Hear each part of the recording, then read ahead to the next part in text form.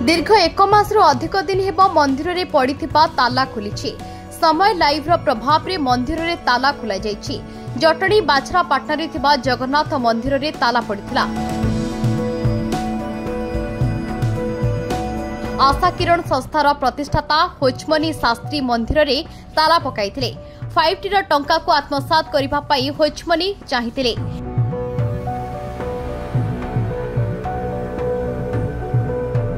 हेले से टंका हड़प करि न पारिबारु मंदिर में ताला पकाइथिले बोली कहा जायछि।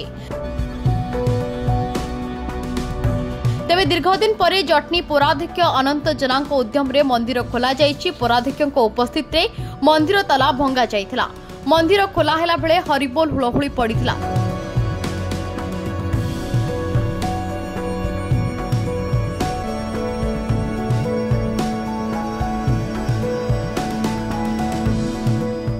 आज आमर म्युनिसिपालिटी नगरपाल चेयरमैन गाँ लोक समस्ते थैंक यू। आम नगरपाल आज आम दुखरे सहाले आम जगन्नाथ दुआर खोलिले कि आनंदमय लगुच। जगन्नाथ घंट घोड़े आम चेयरमैन को रखु जहाँ भी निज करना ग्रामर मंगल विश्वर मंगल कर मंदिर जो ठाकुर पाऊन पूजा कहार क्षति होता ठाकुर क्षति होता ना मनीषर होता ये ठाकुर निजे कहते आमको बंद कर बोली कि खोल कहते आम इच्छा अनुसार आम कर तुमर निज भितर गोष्ठी भितर कौन विवाद रोचे साई भितर तो ठाकुर कौन कले ठाकुर कहीं बंद कर रख जहाँ भी आज कले चेयरमैन नगरपाल अनंत बेहरा बहुत भल कर किसी खराब न समस्त मंगल ही कर जो शास्त्री बाबू सहित आम विश्वस्त रही पाखे सी आमको एमती विश्वास विष भरीदेला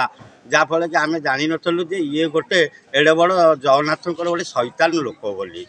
आज्ञा मत जो 10 वर्ष होता ये जगन्नाथ महापुरु घरे प्रतिष्ठा थिले जहाँफल कि मो बापा ना विद्याधर दास आम से झिमिटी खेलु आज्ञा महाभारत जात तापर जगन्नाथ भट्टरू रथ आम अमरी फूल लगे रथ टाणुलु जो आम बापा भद्रक सर्विस करते जो सी आसिक देखिले जे मो पिला माने कौन साई जगन्नाथ फटो धरिकी रथरे गड़ौंट सी तेणुक आमर जड़े धर्मा बोली जुआई आम साईर सी बरात करके महाप्रभु को पुरी चतुर्धा मूर्ति सी नहीं आसी कथा को कौटि ना कौट जिते जगन्नाथ प्रेमी आम भारत वर्ष विश्व अच्छा समस्त मनरे कौटि ना कौटि कथा शुणिला समस्त मनरे गोटे उद्वेग प्रकाश पाई जे प्रभु जगन्नाथ जगतरनाथ जगन्नाथ जी विश्व नियंता सी 25 दिन 20-25 दिन है उपास अच्छा से आखि आगे रखिकी मु उभय पक्ष जो जो मैंने ताला पकईदे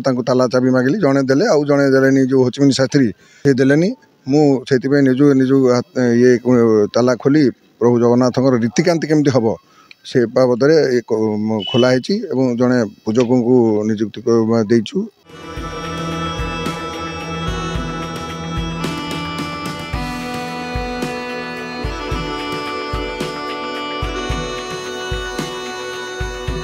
जटनी सुरेश महाराणा रिपोर्ट समय लाइव।